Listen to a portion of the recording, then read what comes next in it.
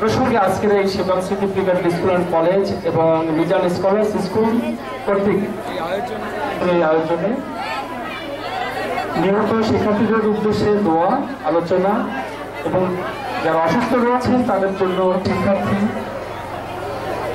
আজকে তাদের বই খাতা চেয়ার টেবিল রয়েছে, বাবা মা সবাই রয়েছে, কিন্তু সেই সন্তানরা আজকে নেই।